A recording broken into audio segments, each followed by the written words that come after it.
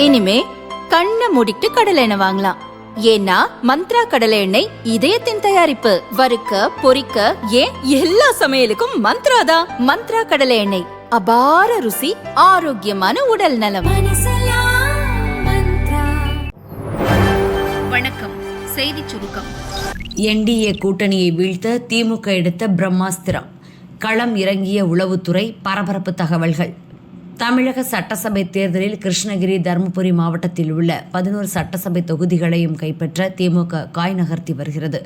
அதற்காக உளவு பிரிவு போலீசார் களம் இறக்கிவிடப்பட்டுள்ளனர். கிருஷ்ணகிரி, தருமபுரி மாவட்டத்தில் அதிமுக, பாரதிய ஜனதா, பாமக, தாவேக, நாம் தமிழர் உள்ளிட்ட கட்சிகளுக்கு எங்கிருந்து பணம் வருகிறது, ஏற்கனவே தேர்தலுக்கு பணம் வந்திருந்தால் அதை எங்கு பதுக்கி வைத்துள்ளனர் என்பது உள்ளிட்ட பல்வேறு தகவல்களை உளவு பிரிவு போலீசார் கடந்த 10 நாட்களாக சேகரித்தனர். அந்த தகவல்களை மேலிடத்துக்கு அனுப்பியுள்ளனர். அது திமுக தலைமைக்கு தெரியப்படுத்தப்பட்டுள்ளது. இதை வைத்து எதிர்க்கட்சிகளை அம்மாவட்டங்களில் சாதுரியமாக வீழ்த்தும் பணியை மேற்கொள்ளவே திமுக சார்பில் உளவுத்துறை வாயிலாக இந்த விவரங்கள் சேகரிக்கப்பட்டுள்ளன. இது பற்றி திமுக நிர்வாகிகள் கூறியதாவது: வரும் சட்டசபை தேர்தலுக்கு தருமபுரி, கிருஷ்ணகிரி மாவட்டத்தில் என்டிஏ கூட்டணி வலுவாக உள்ள நிலையில் அதை எதிர்கொள்ள திமுக தரப்பில் பல்வேறு வியூகங்கள் வகுக்கப்படுகின்றன. அதனால் உளவுத்துறை வாயிலாக திமுக மேலிடம் தகவல்களை பெற்றுள்ளது. அதை கொண்டு ஓட்டுகளில் பெரும் பகுதியை கவர பல்வேறு பணிகளை திமுகவினர் செய்வர் என கூறினர். கார்கே சொன்ன வார்த்தையால் கடைசி நேரத்தில் மனம் மாறிய ராகுல். தாவேகாவை கழற்றிவிட்டு திமுகவுடன் சேர்ந்த பின்னணி. தமிழக சட்டசபை தேர்தலில் 2016 போட்டியிட்டது போல் 41 தொகுதிகளும் ஆட்சியில் பங்கும் தர வேண்டும் என காங்கிரஸ் பிடிவாதமாக இருந்ததால் திமுக காங்கிரஸ் கூட்டணியில் இழுபறி நீடித்தது. காங்கிரசின் கோரிக்கைகளை நிராகரித்த முதல்வர் ஸ்டாலின், ஆட்சியில் பங்கு என்பது தமிழகத்திற்கு சரிப்பட்டு வராது என்றார். அது மட்டுமல்லாது, தமிழகத்தில் காங்கிரசுக்கு எந்த கட்டமைப்பும் இல்லை. எனவே அக்கட்சிக்கு அதிக தொகுதிகளை ஒதுக்கினால் அதிமுக கூட்டணியின் வெற்றிக்கு வழிவகுத்துவிடும் எனவும் திமுகவினர் பேசி வந்தனர். இதனால் கோபமடைந்த காங்கிரஸ் முன்னாள் தலைவர் ராகுல் வரும் சட்டசபை தேர்தலில் தாவேகாவுடன் கூட்டணி அமைக்க முடிவு செய்தார். கடந்த 22 ஆண்டுகளாக திமுக கூட்டணியில் இருப்பதால் காங்கிரசுக்கு எந்த பலனும் இல்லை. தாவேகாவுடன் கூட்டணி அமைத்தால் இளைஞர்களின் ஆதரவை பெற முடியும், காங்கிரஸை அடுத்த கட்டத்திற்கு கொண்டு செல்ல முடியும் என ராகுல் கூறியுள்ளார். அதைத் தொடர்ந்தே காங்கிரஸ் மேலிட பொறுப்பாளர் கிரீஷ் ஷோடங்கர், எம்பி மாணிக்கம் தாகூர், காங்கிரசின் தரவு மற்றும் பகுப்பாய்வு பிரிவு தலைவர் பிரவீன் சக்கரவர்த்தி போன்றோர் திமுகவை சீண்டும் வகையில் சமூக ஊடகங்களில் பதிவிட்டு வந்தனர். இந்நிலையில் மூத்த தலைவர் சிதம்பரம் வழியாக காங்கிரஸ் தலைவர் கார்கேவிடம் திமுக பேச்சு நடத்தியது. பின்னர் ராகுலிடம் பேசிய கார்கே, வரும் தேர்தலில் தாவேகா தன் ஓட்டு வங்கியை நிரூபிக்கட்டும், அதன் பின் அடுத்து வரும் தேர்தல்களில் அக்கட்சியுடன் கூட்டணி வைப்பது குறித்து யோசிக்கலாம். தேர்தலுக்கு சில நாட்களுக்கு முன் 22 கால கூட்டணியை முறிப்பது காங்கிரஸ் மீதான நம்பகத்தன்மையை குறைத்துவிடும். பார்லிமென்ட்டில் மோடி அரசை எதிர்கொள்ள திமுகவின் எம்பிக்கள் பலமும் நமக்கு தேவை என கூறி சமாதானப்படுத்தியுள்ளார். அதைத் தொடர்ந்தே திமுக காங்கிரஸ் உடன்பாடு ஏற்பட்டுள்ளதாக காங்கிரஸ் நிர்வாகி ஒருவர் தெரிவித்தார்.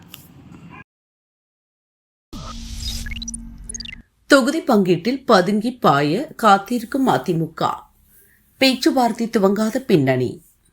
திமுக கூட்டணி கட்சிகள் இடையே தொகுதி பங்கீடு பேச்சு துவங்கி தொகுதி ஒதுக்கீடு ஒப்பந்தம் கையெழுத்தாகி வரும் நிலையில் தேசிய ஜனநாயக கூட்டணியில் இன்னும் அந்த பணி துவங்கப்படவில்லை.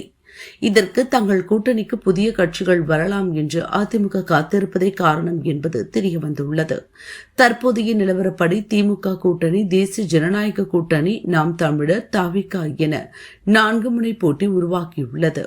திமுக கூட்டணியில் உள்ள அனைத்து கட்சிகளுடனும் தொகுதி பங்கீட்டு பேச்சு துவங்கப்பட்டுவிட்டது. பல கட்சிகளுக்கு எத்தனை தொகுதிகள் என்பதும் ஒப்பந்தம் செய்யப்பட்டுவிட்டது.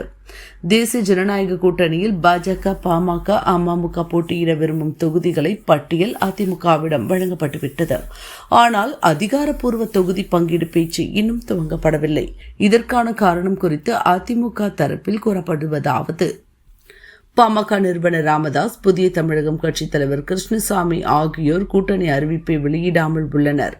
அவர்களையும் கூட்டணியில் சேர்க்க பேச்சு நடக்கிறது. தேர்தல் தேதி அறிவித்து வேட்புமனு தாக்கல் வரை கட்சிகளின் நிலைப்பாடு மாற வாய்ப்புள்ளது. அப்போது திமுக அணியில் உள்ள கட்சிகள் வெளியேற்றக்கூடும். தாவேகாவின் நிலைப்பாடு கூட மாறலாம். அதனால் தேர்தல் தேதி அறிவிக்கும் வரை காத்திருக்க முடிவு செய்யப்பட்டுள்ளது. அதன் பின்னர் தொகுதி பங்கீட்டை ஓரிரு தினங்களில் முடித்துவிடலாம் என அதிமுக தரப்பில் கூறப்படுகிறது. அதிமுகவுக்கு எதிராக முதல் அஸ்திரம் பலம் காட்ட இறங்கிய பன்னீர்செல்வம். அதிமுகவிலிருந்து நீக்கப்பட்ட பன்னீர்செல்வம் கட்சியை ஒருங்கிணைக்கும் முயற்சியில் ஈடுபட்டார். ஆனால் அதற்கு வாய்ப்பில்லை என தெரிந்ததும் தனது தீவிர ஆதரவாளர்களான முன்னாள் எம்பி கோபாலகிருஷ்ணன் ஐயப்பன் எம்எல்ஏவுடன் முதல்வர் ஸ்டாலினை சந்தித்து திமுகவில் இணைந்தார். தற்போது முதல்வர் ஸ்டாலினிடம் தன் பலத்தை காட்டி திமுகவின் முன்னணி தலைவர்களில் ஒருவராக வலம் வர திட்டமிட்டுள்ளார் பன்னீர்செல்வம். இதற்காக மதுரையில் திருமங்கலம் சட்டசபை தொகுதிக்கு உட்பட்ட சிவரக்கோட்டை அருகே வரும் 7ஆம் தேதி ஸ்டாலின் முன்னிலையில் தனது ஆதரவாளர்களை முறைப்படி இணைக்கும் விழாவை பிரம்மாண்டமாக நடத்த திட்டமிட்டுள்ளார். அதற்கான பூமி பூஜையும் நடத்தப்பட்டுள்ளது. இதுகுறித்து பன்னீர்செல்வம் ஆதரவாளர்கள் சொல்லும் பின்னணி அதிமுகவினரை அதிர்ச்சியடைய செய்துள்ளது. அதிமுகவில் தற்போது முக்குலத்தோருக்கு முக்கியத்துவம் இல்லை என்ற குற்றச்சாட்டு உள்ளது. முன்னாள் அமைச்சர் உதயகுமார் அந்த இனத்தைச் சேர்ந்தவர். அவர் மூலம் முக்குலத்தோர் ஓட்டுகளை அதிமுக பக்கம் இழுக்கலாம் எனவும் பழனிசாமி திட்டமிட்டுள்ளார். அதை தவிடுபொடியாக்குவதற்காகவே உதயகுமார் எம்எல்ஏவாக இருக்கும் திருமங்கலம் தொகுதியிலேயே தன்னுடைய ஆதரவாளர்களை இணைக்கும் நிகழ்ச்சியை பன்னீர் நடத்துகிறார். அதிமுக முகாமில் தென் மாவட்ட முக்குலத்தோரின் முகாமாக நம்பப்படும் முன்னாள் அமைச்சர் உதயகுமாருக்கு செக் வைக்கவும் திட்டமிட்டுள்ளார் என்கின்றனர் அவரது ஆதரவாளர்கள்.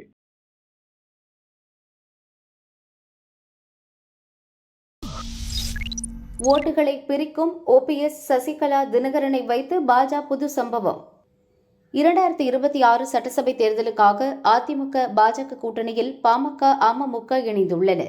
முன்னாள் முதல்வர் பன்னீர்செல்வத்தை கூட்டணியில் சேர்க்க பாஜக முயற்சித்து வந்த நிலையில் அவர் திமுகவில் இணைந்துவிட்டார். இதனால் வரும் சட்டசபை தேர்தலில் தேனி, திண்டுக்கல், ராமநாதபுரம், சிவகங்கை, மதுரை, நெல்லை, தென்காசி போன்ற தென் மாவட்டங்களில் அதிமுகவின் ஓட்டு வங்கியான முக்குலத்தோர் சமூக ஓட்டுகள் திமுகவுக்கு வரும் என அக்கட்சி நம்பிக்கையோடு உள்ளது. தனி கட்சி துவங்கி சட்டசபை தேர்தலில் போட்டியிட இருப்பதாக சசிகலா அறிவித்துள்ளதும் தங்களுக்கு சாதகமாக இருக்கும் என திமுக நினைக்கிறது. அதே நேரம் அதிமுக கூட்டணியில் இணைந்தாலும் வரும் சட்டசபை தேர்தலில் தான் போட்டியிடப் போவதில்லை என தினகரன் கூறியுள்ளார். பன்னீர்செல்வம் திமுகவில் இணைந்த நிலையில் தினகரனின் முடிவு அதிமுக கூட்டணிக்கு பாதகத்தை ஏற்படுத்திவிடும் என பாஜக கருதுகிறது.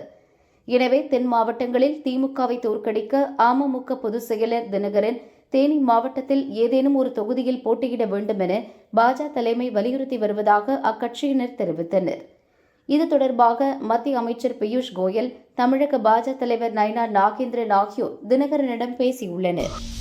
டாஸ்மாக் பணியாளர்களுக்கு 1000 ரூபாய் ஊதிய உயர்வு அறிவிப்பு. தமிழகத்தில் டாஸ்மாக் பணியாளர்கள் தங்கள் சங்கம் வாயிலாக பணி நிரந்தரம் உட்பட பல்வேறு கோரிக்கைகளை வலியுறுத்தி கடந்த மாதம் தொடர் காத்திருப்பு போராட்டத்தில் ஈடுபட்டனர். பின் மதுவிலக்கு ஆயத்தீர்வைத்துறை அமைச்சர் முத்துசாமி மற்றும் உயர் அதிகாரிகளுடன் பணியாளர்கள் சங்கத்தினர் பேச்சு நடத்தினர்.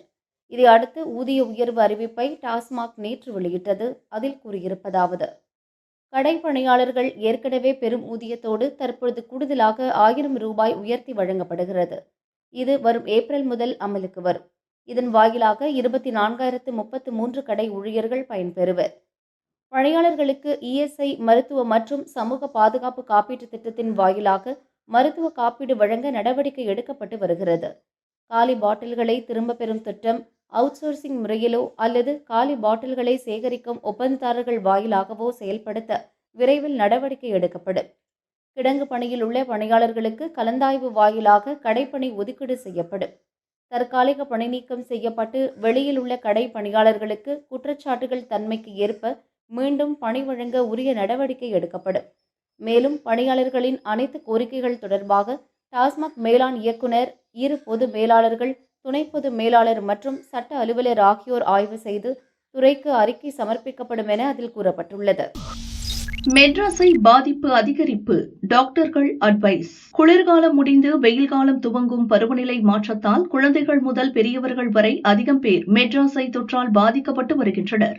இதுகுறித்து எழும்பூர் அரசு கண் டாக்டர்கள் கூறியதாவது: கண்ணெரிச்சல், விழிப்பகுதி சிவந்து காணப்படுதல், நீர் சுரந்து கொண்டே இருத்தல், இமைப்பகுதி ஒட்டி கொள்ளுதல் போன்றவை மெட்ராஸை பாதிப்பின் அறிகுறிகள். சமீப காலமாக இதுபோன்ற அறிகுறியுடன் மருத்துவமனைக்கு வருவோர் எண்ணிக்கை அதிகரித்து வருகிறது. அதே நேரம் மெட்ராஸை எளிதில் குணப்படுத்தக்கூடிய மிக சாதாரணமான நோய். ஆரம்ப நிலையிலேயே சிகிச்சை பெற்றால் பெரிய அளவில் பாதிப்புகள் இல்லை. அலட்சியம் செய்தால் தெளிவற்ற பார்வை போன்ற பாதிப்புகளை ஏற்படுத்தும். எனவே ஆரம்ப நிலையிலேயே டாக்டரிடம் சிகிச்சை பெறுவது அவசியம் என அறிவுறுத்தினர்.